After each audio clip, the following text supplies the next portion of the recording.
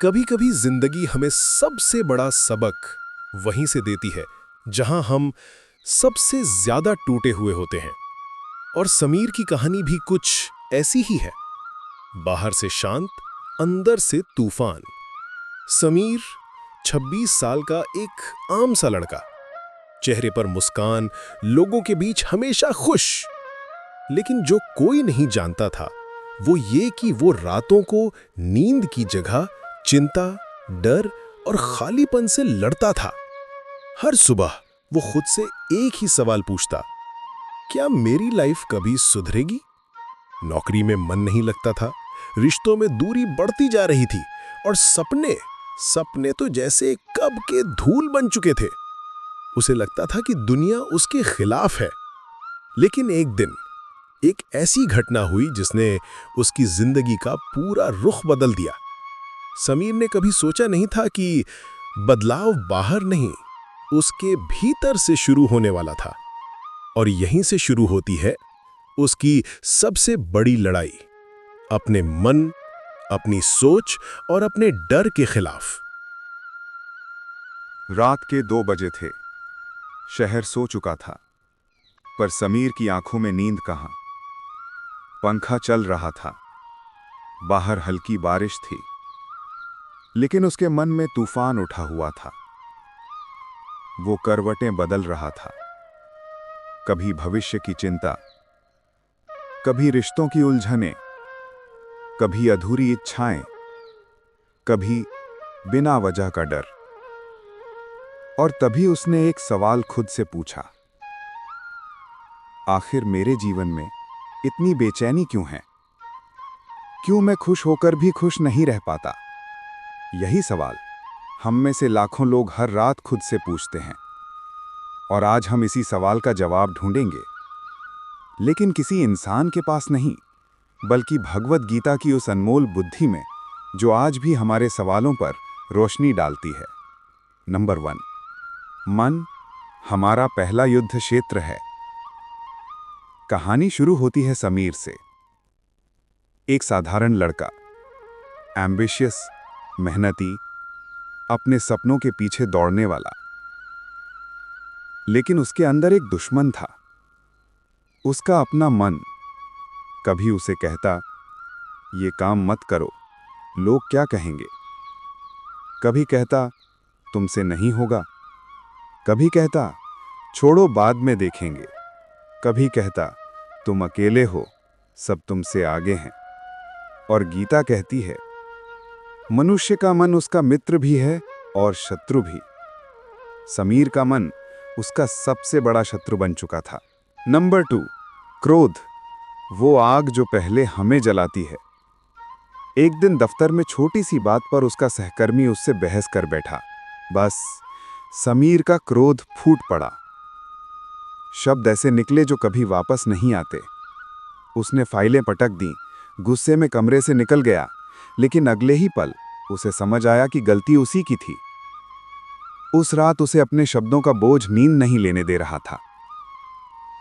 कृष्ण कहते हैं कि क्रोध से मनुष्य की बुद्धि नष्ट हो जाती है, और बुद्धि नष्ट होते ही निर्णय शक्ति खत्म हो जाती है।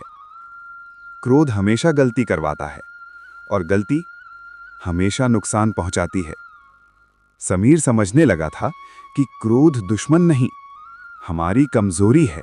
नंबर 3, वासना, मन की वो डोर जो खींचकर पीछे ले आती है। समीर की एक और परेशानी थी, अचानक बढ़ती वासना और भटकता मन। फोन में बेवजह स्क्रॉलिंग, शीशे पर अटकी निगाहें, गलत ख्याल, बिना मतलब के अट्रैक्शन, और हर बार के बाद पछतावा, खालीपन, ग्लानि। और कृष्ण कहते हैं कि वासना से क्रोध, क्रोध से भ्रम, और भ्रम से बुद्धि का नाश होता है। समीर समझने लगा था कि ये इंद्रिय सुख उस मेहमान की तरह है जो आता तो खुशी देता है, लेकिन जाते जाते मन को खाली कर जाता है। उसने सोचा, शायद मैं वासना से लड़ नहीं रहा, बल्कि भाग रहा हूं, और भागने से कभी जीत नहीं मिलती। उसने छोटे छोटे कदम उठाए। नंबर 1, सुबह उठते ही ठंडा पानी। नंबर 2, मोबाइल का स्क्रीन टाइम कम। नंबर 3, तेज चलना। और नंबर 4, काम पर ज्यादा ध्यान। धीरे धीरे मन की गंदगी कम होने लगी। नंबर 4, सफलता क्यों नहीं मिल रही है? समीर मेहनती तो था, लेकिन उसे सफलता नहीं मिल रही थी। वो घंटों काम करता, लेकिन मन बिखरा हुआ, अस्थिर, उलझा हुआ। और कृष्ण कहते हैं कि अस्थिर मन वाले का लक्ष्य कभी पूरा नहीं होता। समीर का मन किसी खोई हुई पतंग की तरह हवा में तैरता था, कभी डर की तरफ, कभी असफलता की तरफ, कभी कंपैरिजन की तरफ, कभी कमजोरी की तरफ। उसे लगा, मैं मेहनत तो कर रहा हूं, पर दिशा नहीं है। दिशा के बिना मेहनत कभी सफलता नहीं बनती। उस रात वो अपने कमरे में बैठा रहा, नोटबुक खोली और पहली बार अपने जीवन का स्पष्ट लक्ष्य लिखा।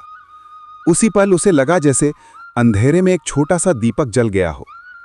नंबर 5, डर और चिंता, भविष्य की जंजीरें। समीर के जीवन में एक बड़ी समस्या थी, डर। असफल होने का डर, लोगों के मजाक का डर, परिवार की उम्मीदें टूटने का डर, भविष्य का डर। और कृष्ण कहते हैं कि चिंता से केवल वर्तमान नष्ट होता है।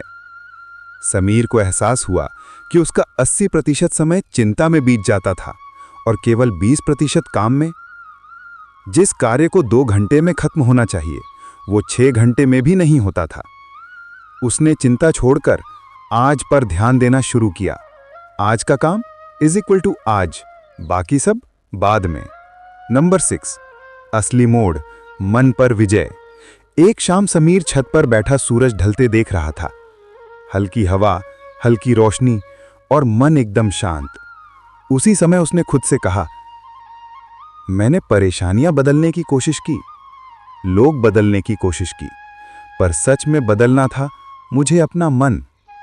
और यही भागवत गीता का सार है कि मन जीत लिया तो जीवन जीत लिया। उसने 3 नियम बना लिए। नंबर 1, प्रतिक्रिया देने से पहले 10 सेकंड रुकूंगा। गुस्सा हो या दुख, पहले रुकूंगा। नंबर 2, मोबाइल, इंद्रियों, इच्छाओं को खुद नियंत्रित करूंगा। मैं इनका मालिक हूं, ये मेरे नहीं। और नंबर 3, लक्ष्य स्पष्ट और रोज का काम तय, बस। धीरे धीरे उसका मन स्थिर होने लगा। नंबर 7, जीवन का नया अध्याय। कुछ महीनों बाद समीर वही इंसान था, लेकिन उसका मन नहीं। वो पहले से शांत था, पहले से ज्यादा फोकस्ड, क्रोध कम, वासना पर नियंत्रण, डर गायब, और सबसे बड़ी चीज, वो खुद को समझने लगा था। और गीता कहती है कि उत्तम वही है जो स्वयं को जीत ले। जीवन जीतने का असली तरीका, कामयाबी का असली राज, खुशी का असली आधार दूसरे नहीं, हमारा अपना मन है। दोस्तों, समीर की कहानी हमारी कहानी है। हम सब अपने मन के कैदी हैं, पर गीता बताती है कि कैद से बाहर निकलना बहुत मुश्किल नहीं। आप बस याद रखें, मन को शांत करें, निर्णय स्पष्ट रखें, क्रोध और वासना से बचें, चिंता को छोड़कर आज को जिएं, और सबसे जरूरी, कर्म करते रहें, फल पर चिंता ना करें, क्योंकि कृष्ण के शब्द कभी गलत नहीं होते। मन जीतो, जीवन जीतो। अगर इस कहानी ने आपको छुआ है तो लाइक कीजिए, अपने दोस्तों के साथ शेयर कीजिए और डिकोड लाइफ को सब्सक्राइब कर लीजिए। हम फिर मिलेंगे एक नई कहानी के साथ, एक नई सीख के साथ। धन्यवाद।